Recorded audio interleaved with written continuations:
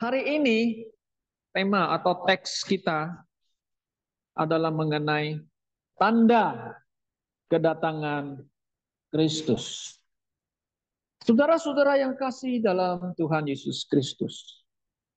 Rasul Paulus ada seorang rasul yang dipilih dan yang diutus oleh Yesus untuk memberitakan Injil Yesus Kristus.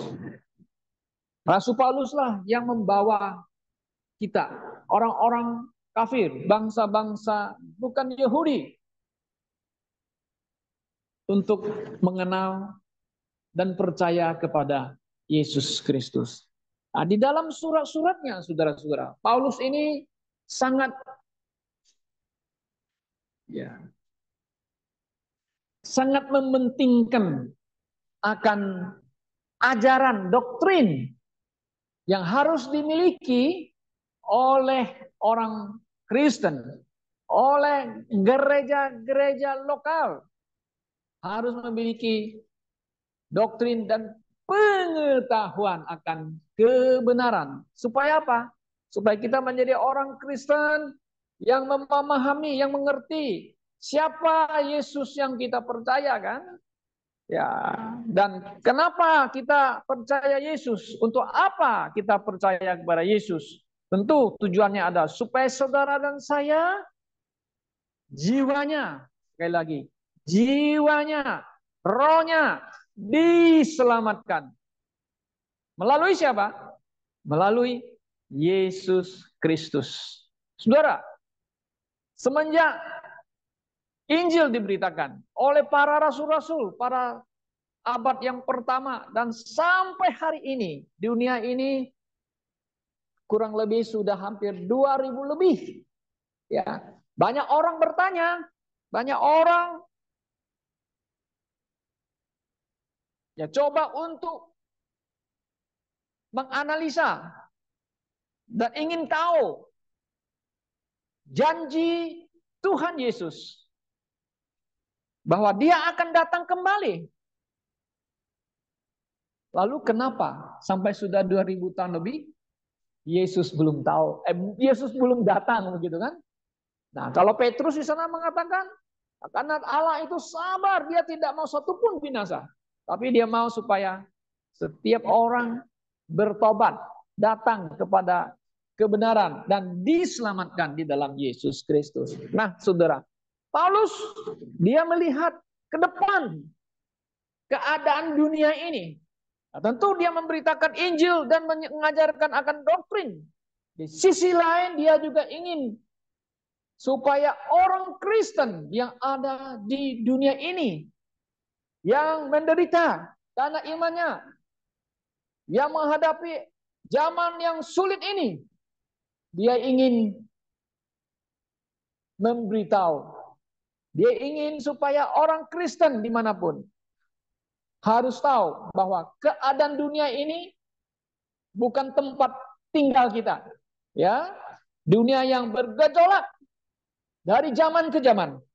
Nah, di dalam 2 Timotius pasal yang ketiga telah kita baca, di mana Paulus sendiri mengatakan di ayat yang pertama, mengatakan, ketahuilah bahwa pada hari-hari terakhir akan datang masa yang sukar. Oke. Nah, kalau terjemahan yang lain, saudara-saudara, di sini dia pakai ya berhari-hari yang apa di akhir zaman yang sukar, ya. Coba lihat, ada terjemahan dari King James Version di pasal yang ketiga tadi. Dia katanya begini, ketahuilah juga ini bahwa pada hari-hari terakhir, okay, the last day, hari terakhir, akan datang waktu-waktu yang berbahaya. Bukan hanya sukar, tapi very dangerous, bahaya. Bahaya apa? Ya, tentu ada alasannya, saudara. Nah, jadi Paulus ya, dia mendapat inspirasi dari Allah, dari Tuhan Yesus. Dia bisa melihat ke depan apa yang akan terjadi atas bumi ini. Tentu kita Sebagai orang percaya, kita harus tahu, memahaminya. Apa tanda-tanda kedatangan Kristus? Nah, apa yang akan terjadi? The last, apa istilahnya? The last days, ya. Artinya adalah hari-hari terakhir. Apa yang akan terjadi, saudara-saudara? Nah, yang Paulus ingin tekankan di sini mengatakan di akhir-akhir, ya. Nah, akhir di hari-hari terakhir akan datang waktu-waktu yang berbahaya. Itu yang pertama mengatakan. Apakah benar nggak? Yes. Coba lihat dalam perjalanan sejarah manusia. Dari abad pertama terus manusia itu bergejolak. Ya kan? Terjadi perang-perang, pergantian negara, pergantian dinasti, pergantian pemerintah, terus manusia mati. Jutaan-jutaan manusia mati. Nah, kemudian apa yang terjadi lagi di zaman yang masuk zaman modern, abad yang ke-19 dan 20 dan terusnya, Perang Dunia Pertama, jutaan manusia mati, bayangkan. Perang Dunia Kedua, jutaan orang mati. Bahkan Perang Dunia yang paling mengerikan itu orang Israel dibunuh. Menurut sejarah, hampir 6 juta orang Yahudi dibunuh oleh Nazi. Saudara bayangkan, itu sudah masuk zaman modern itu ya. Saudara, ini masa-masa yang sulit ya, atau masa-masa yang sukar. Nah ini yang pertama ini, Paulus mengatakan ya, the last day, hari-hari terakhir, itu akan terjadi. Oke, nah itu yang pertama. Kemudian kalau kita lihat lagi, yang kedua, saudara-saudara, ya, di ayat yang kedua, 2 Timotius pasal 3. Sebab manusia akan mengasihi dirinya sendiri. Ya kan? Manusia mengasihi dirinya sendiri. Nah, saudara lihat zaman modern ini, lihat. Kalau saudara kita melihat ya kondisi keadaan budaya dan juga kehidupan masyarakat ya, khususnya kita lah di Indonesia ya. Nah, anak-anak yang tinggal di kota besar, yang punya kesempatan menikmati hidup yang ya bisa segalanya ada di kota besar. You know? Anda bisa menikmati kalau Anda punya uang, bisa melihat itu, bisa beli itu dan yang lain-lain, bisa sekolah dan sebagainya. Tapi kalau kita bandingkan anak-anak sekarang dengan orang-orang yang desa, sikap karakternya itu bisa berbeda. Cara pendekatannya pribadi ke pribadi itu berbeda. Ya, saya masih ingat kita masih kecil di desa ya. Kita sama orang-orang kampung desa itu ya sangat honest, sangat jujur. Kalau ngomongnya jujur, nggak mau nipu-nipu, bohong-bohong itu. Apa namanya istilahnya orang bilang itu ya, sangat tulus ya. Makanya orang kampung itu paling mudah dikibulin oleh orang kota. Kalau orang kota mau cari uang, mau berdagang ke desa, paling gampang dikibul-kibul itu orang-orang yang ada di desa-desa itu. Apalagi mereka yang tidak punya pendidikan. Nah, itu terjadi ya, yes kita bilang. Nah, apalagi di zaman modern ini di kota besar seperti Amerika, di Eropa, Jepang, di Korea, oh sekarang kan maju. Bahkan di China. Sekarang apa yang terjadi? Karena punya teknologi, punya uang sebagainya, manusia mencintai dirinya sendiri. Itu. Pokoknya ya itu semuanya aku mau. Mencintai dirinya. Saudara-saudara, ya daripada mencintai orang lain. Ya kalau you cinta saya cinta kamu. Nah, itu dibalasnya. Nah, kalau tolong saya tolong kamu kan, gitu. Mencintai dirinya. Men loves themselves. Yes. Tentu itu mencintai itu. Kemudian yang ketiga ada lagi di sini catat tamak. No, ini tamak nih. Orang kota besar begitu. Makin kaya nggak puas kaya kan? Tamak. Terus mencari kekayaan, tamak. Kemudian ada lagi keempat, pembual. Saudara bisa lihat di situ, ya. Mencintai diri, menjadi hamba uang di sini. Nah, oke, itu tamak. Mereka akan membual kemudian akan menyombongkan diri, mereka akan menjadi penfitnah. Oh ya, di masyarakat kita lihat menyombongkan diri, congkak, kan begitu ya, membual-bual. Oh ya, itu di dalam masyarakat kita modern begitu, saudara-saudara. Kemudian apalagi memfitnah. Oh ya, ya kalau udah masuk ke dalam apa nama itu ranahnya uh, masalah hukum dan sebagainya, nah itu udah fitnah memfitnahkan gitu kan. Mereka akan berontak terhadap orang tua dan tidak tahu berterima kasih. Nah, kita lihat di dalam masyarakat sehari-hari, di dunia dimanapun, saudara, apa di Amerika juga. Ada anak-anak bisa membunuh orang tua loh dengan senjata. Mengerikan.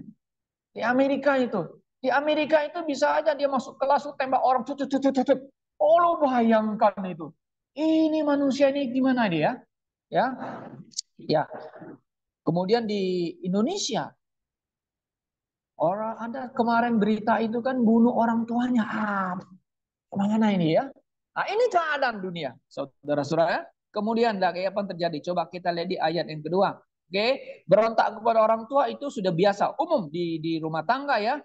Kemudian tidak tahu berterima kasih. Oh iya, orang tua yang sudah besarkan anak tidak tahu berterima kasih, ada nggak? Ada. Ya, kemudian kan ada kasus suami istri meninggal ya, orang Kristen ya. Masih ingat kan? Sudah 3 hari berhari busuk. Kemana anaknya nggak kunjung-kunjung emaknya? Anak banyak komen-komen dari orang. Wah, ini anak kemana? Orang tuanya kok nggak dikasih makan, nggak peduli. Tidak tahu berterima kasih. Sudah mati, mau ambil rumahnya. Nggak begitu? Mau ambil harta kan? Ini terjadi dalam masyarakat, saudara. Apalagi katanya dia Kristen. Jangan sampai kamu, kita orang Kristen, katanya yang percaya Tuhan Yesus. Itulah kamu ego. Mulai situ ya. Cintai diri, tapi you tidak mencintai orang tua yang telah membesarkan Anda. Mungkin orang tua Anda bersalah. Ada pernah bersalah. Oh, iya. Orang tua kita di bumi itu nggak sempurna ya. Oke, harus kamsiak. Terima kasih kepada orang tua kita. Oke, kemudian tidak peduli agama. Nah, di sini ada tidak peduli agama itu sebenarnya adalah istilahnya ya. Mereka itu punya apa namanya itu maksudnya ungodly ya. Di situ terjemahan kalau King James ya. Coba kita lihat ayat yang eh, kedua itu yang terakhir ya. Coba apa ya. Oke, tidak berterima kasih, unthankful. Oke, kemudian unholy, ya, tidak hidup suci dan tak berterima kasih. Kemudian ayat yang ketiga, tanpa kasih. Nah, tanpa kasih, without natural affection itu sebenarnya diterjemah Indonesia tanpa kasih.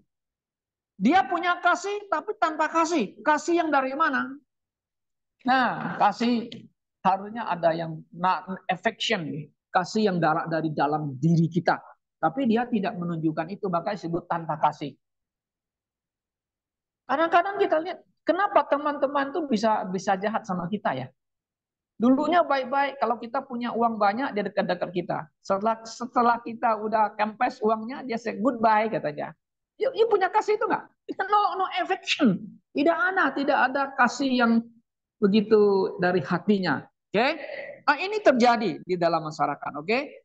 Kemudian lagi unholy katanya ya. Unholy itu artinya tidak peduli agama ya. Kenapa di sini terjemahkan unholy, tidak peduli agama ya, TB ya? Ya, katanya jadi orang Kristen tapi tidak hidup kudus. Orang percaya yang tidak hidup kudus ya. Oke, kemudian lagi kita lihat ayat 4. Pengkhianatan, traitor. Wah, ini biasa terjadi dalam masyarakat. Kemudian traitor ya, pengkhianat itu biasa terjadi dalam masyarakat. Oke. Kemudian gegabah. Kalau ini di gegabah ya, di ayat yang keempat ya. Ayat yang keempat, suka mengkhianat, tidak berpikir panjang. Nah, traitor hidup itu pengkhianat, tidak berpikir panjang. Oke, itu gegabah. Nah, begini, gegabah itu kalau kita lihat di dalam Alkitab. Nah, Raja Daud, wah dia selalu pergi berperang menang. Happy, senang. Wah, Tuhan menyertai dia. Satu hari dia duduk pikir-pikir, saya mau hitung jumlah penduduk saya ada berapa. Anak muda ada berapa. Dia mau tahu. Dia bilang, yuk, you sensus. You cari tahu. Sekali Yoab itu pilih, banyak sekali. Ini bisa jadi pasukan kita hebat kita. Tapi apa yang dilakukan? Tuhan marah. Nah, dia terlalu ada sedikit mau tunjukkan diri hebat, ada ambil keputusan yang agak gegabah. Akhirnya Tuhan menghukum Daud, tapi tidak Daud tidak langsung dihukum, dimati, diapain. Tapi rakyat jadi menderita, dihukum dengan sampar. Nah, saudara bisa lihat itu yang terjadi ya di dalam 2 Samuel. Nah, saudara bisa lihat itu terjadi. Oke, di 2 Samuel sana. Dia karena apa? Gegabah. 2 Samuel pasal 24. Bahkan ribuan rakyat mati karena gara-gara Raja Daud menghitung jumlah rakyat Israel. Kenapa? Karena ada intention dia situ mau pakai mereka supaya menjadi pasukan hebat perang melawan musuh. Tuhan tidak mau. Kenapa? Selama Daud berperang, karena Tuhan yang memimpin dia, yang menolong dia. Oke, jangan pakai kekuatan manusia. Dia Tuhan tidak mau you mengandalkan manusia. Oke. Nah, kemudian lagi saudara-saudara, kalau kita lihat lagi ya ayat yang berikutnya ya di ayat 4, pengkhianat tidak berpikir panjang, berlagak tahu. Hoti itu sebenarnya congkak, sombong ya. Ya, lebih menuruti hawa nafsu daripada menuruti Allah. Oke. Nah, kalau kita lihat di sini di dalam ayat ini, saudara-saudara, ini ada sedikit berlagak tahu, sombong. Oke, hoti. Betul nggak di dalam bahasa yang ayat keempat itu ya? Oke. The heavy or high-minded. Kalau mungkin high-minded. Nah, gegabah, tinggi hati, high-minded. Nah, high-minded itu biasanya orang-orang yang ingin menunjukkan mereka orang kayak pinter. High-minded, orang yang punya pendidikan ya, yang punya educated. Ada seorang yang sangat dipuja-puja sekarang, kalau saudara baca di YouTube itu, pernah dengar Rocky Gerung?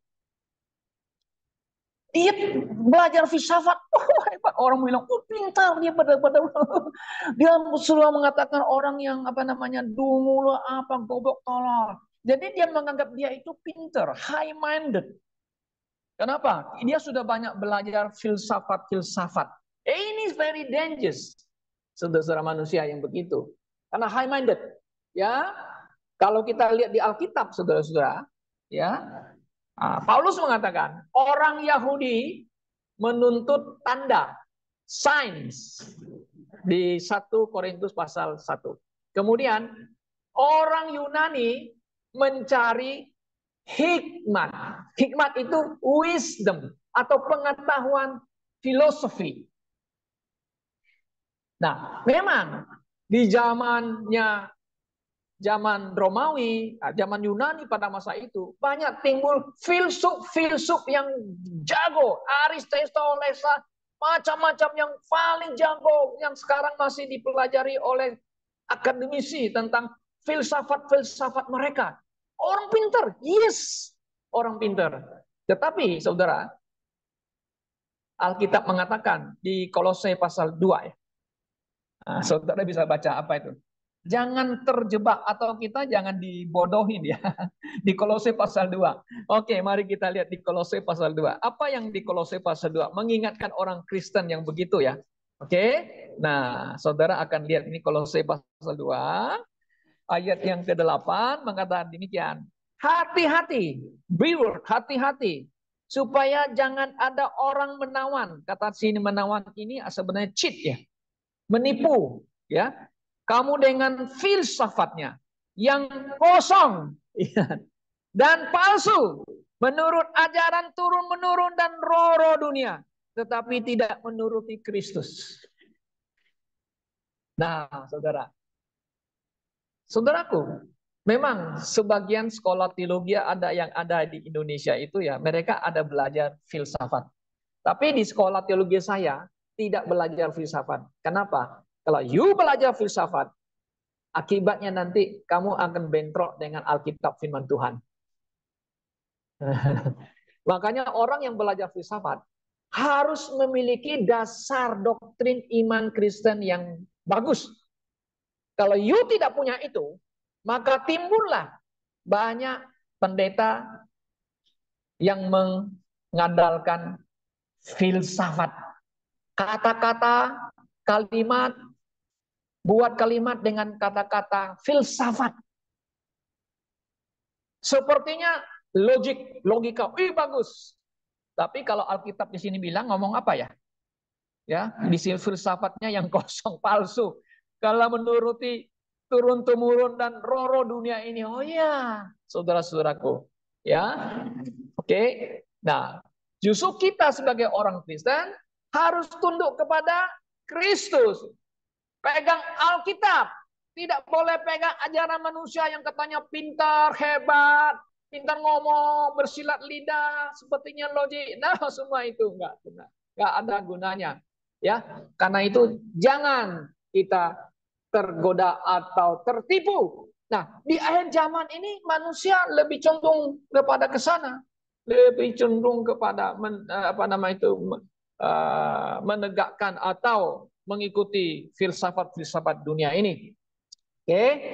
Kemudian apalagi yang terjadi kalau kita baca di sini di 2 Timotius tadi, coba kita kembali lagi ke 2 Timotius pasal yang ketiga, ya saudara ya. Kemudian apa yang terjadi lagi? Ayat yang keempat tadi, ya menuruti hawa nafsu daripada menuruti Allah. Yes, manusia itu lebih cenderung ingin memuaskan hawa nafsunya, ya, daripada menuruti Allah. Ya, pleasure rather than lovers of God, cinta Tuhan. Dia cinta dunia. Dia mengutamakan dunia ini, ya, saudara. Kadang-kadang kita pikir lihat manusia orang Kristen juga ya terjebak ya. Dia lebih cinta binatang daripada cinta saudara seimannya sendiri. Saudara perhatikan sekarang. Cinta binatang. Lebih cinta binatang daripada cinta orang Tuhan. Ini yang sedang terjadi, saudara-saudara. Ya, bukan berarti kita menolak atau menentang orang yang cinta binatang, tidak. Tapi you lebih cinta binatang daripada manusia. Saudara seiman manusia, orang tua mau. Itu masalah, problem ya, saudaraku ya.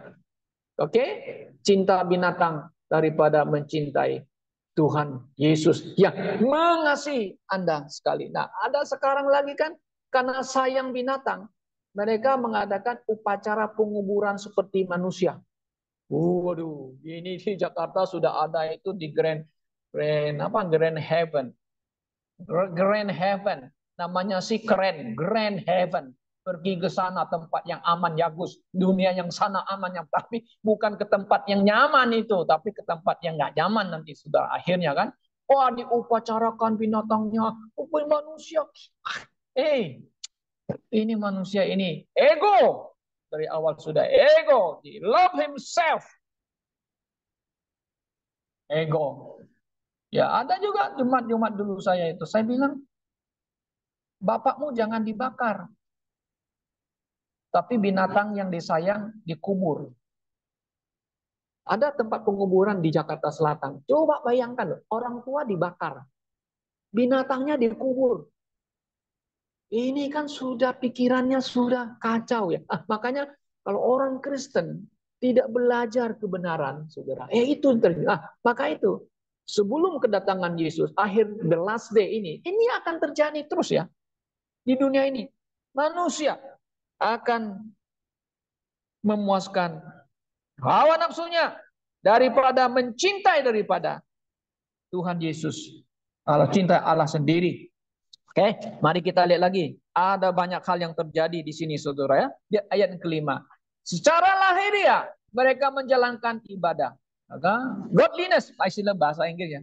Menjalankan ibadah mereka. Seolah-olah mereka orang Kristen yang percaya, yang beribadah ke gereja, ya. Seolah-olah. Tapi istilahnya kita mengatakan Kristen KTP, nggak ngerti. Yang pokoknya saya jadi orang baik. tidak mau belajar, tidak mau memahami akan kebenaran, gitu kan? Ya, menjalankan ibadahnya, tapi hakikatnya mereka memungkiri kekuatannya. Jauhlah mereka itu. Paulus mengatakan, oh, kita harus jauhkan orang-orang demikian. Ya, saudara.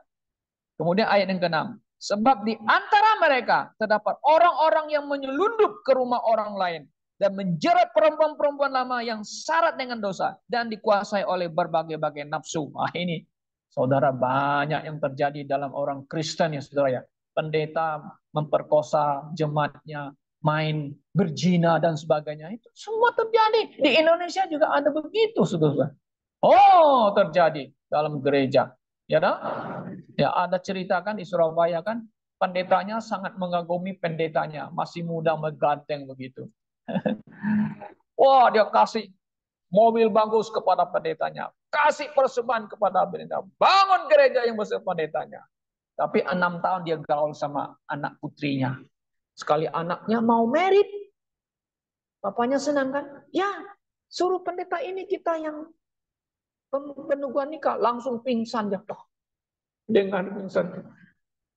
Diselidiki, kenapa?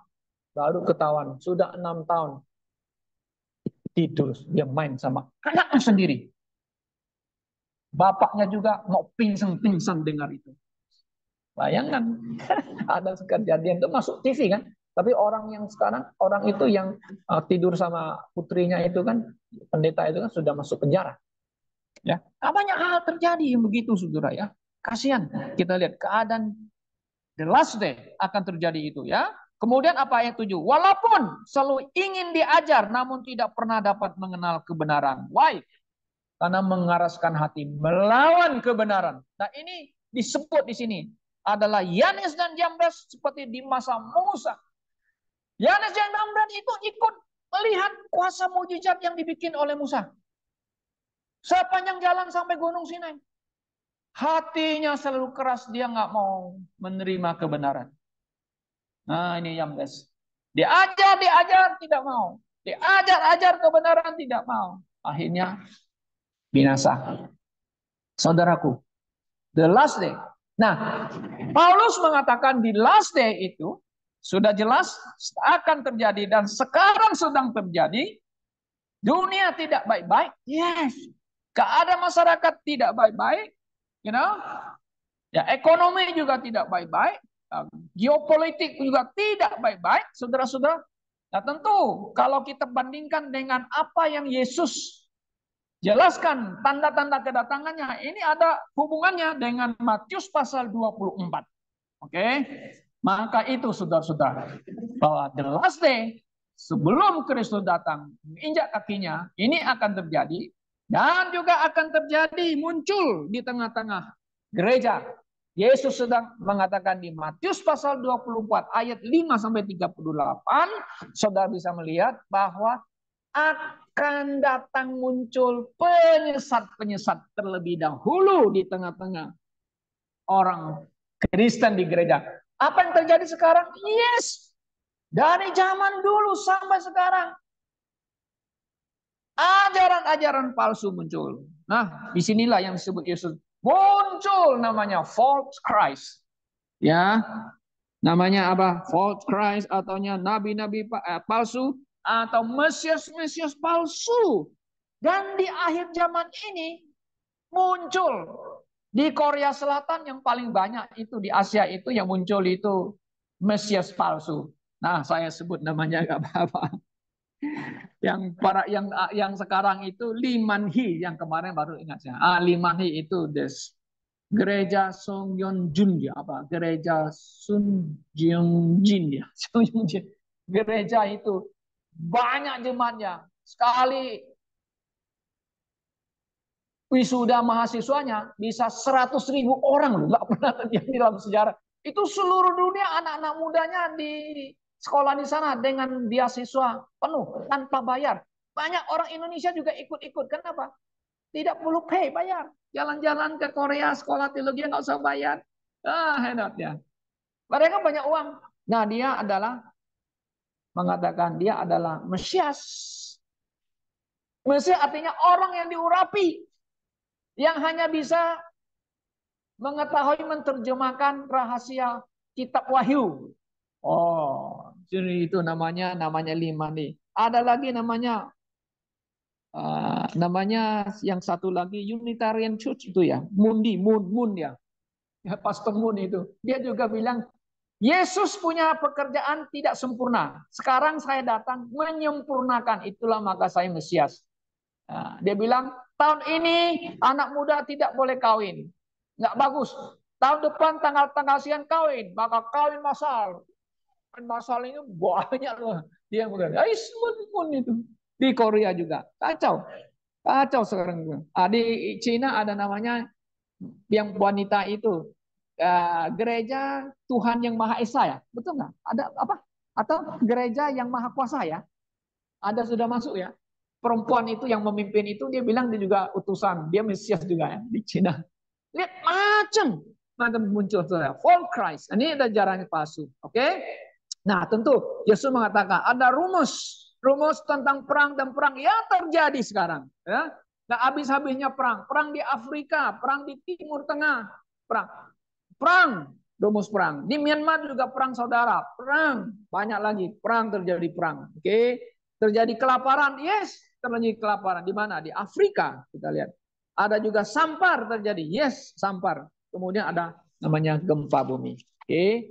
Nah, saudara banyak lagi yang terjadi, saudara. Ya, kita lihat bahwa akhir zaman sesuai dengan apa yang Yesus katakan itu seperti masanya zaman Nuh. Ya, orang makan dan minum, ya, jual dan membeli dan menjual. Ya, mereka membangun dan membangun terus, ya kan? Kemudian kawin dan mengawinkan. Ini terjadi. Nah, kalau saudara lihat apa yang terjadi negara-negara yang sedang berkembang dan sekarang akan masuk menjadi negara yang maju. Salah satu dulu bila 30 tahun, 40 tahun lalu China, negara miskin, negara tidak maju oleh Amerika dan Eropa. Tapi sekarang, waduh, teknologinya luar biasa. Semuanya kaget-kaget. Padang gurun bisa jadi pertanian, kan? Begitu kan? Dulu belum pernah, dulu hanya mengangguk-angguk Amerika bisa ke bulan. Sekarang Cina sudah bisa ke bulan. Ya, teknologi canggih luar biasa.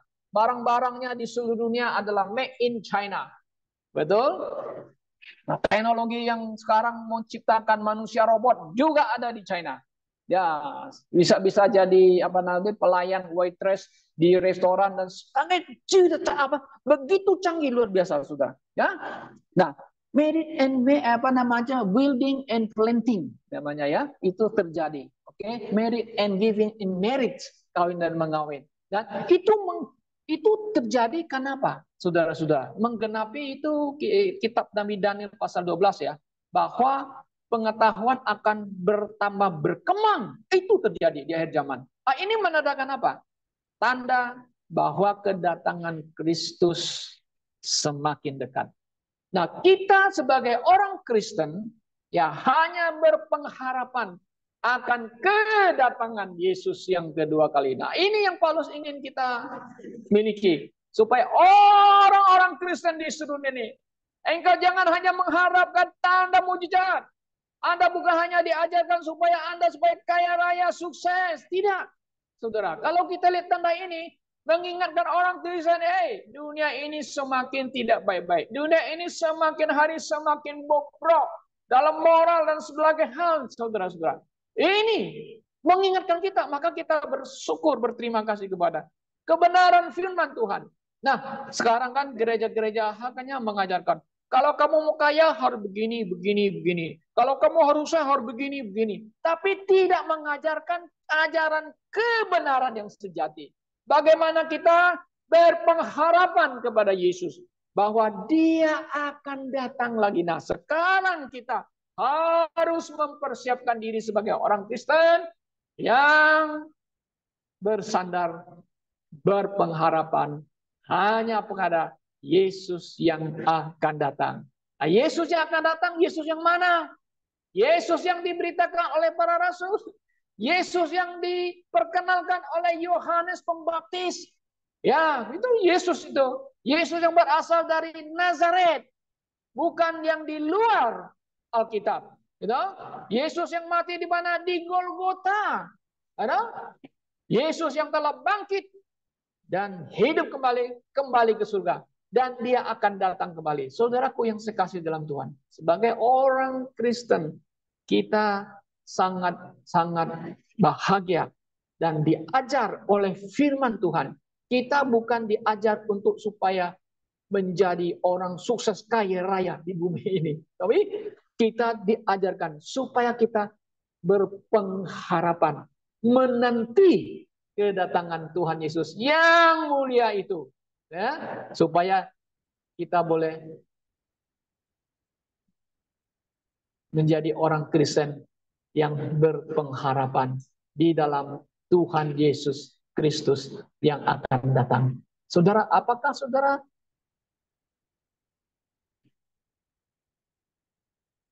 sudah percaya kepada Tuhan Yesus, Tuhanmu dan Juru Selamatmu? Kalau sudah, apa yang sudah harapkan di dunia ini? Anda harus kerja, yes. Anda harus cari uang, ya kita harus cari uang. Tapi lebih dari itu, saudara, kita adalah orang yang harus menanti kedatangannya yang kedua kali. Itulah harapan orang percaya, bahwa tanda kedatangannya semakin dekat. Kiranya Tuhan menolong kita. Biarlah Tuhan menguatkan kita ya, supaya kita selalu menanti hari kedatangannya yang mulia dan bahagia itu. Tuhan memberkati kita. Mari kita berdoa.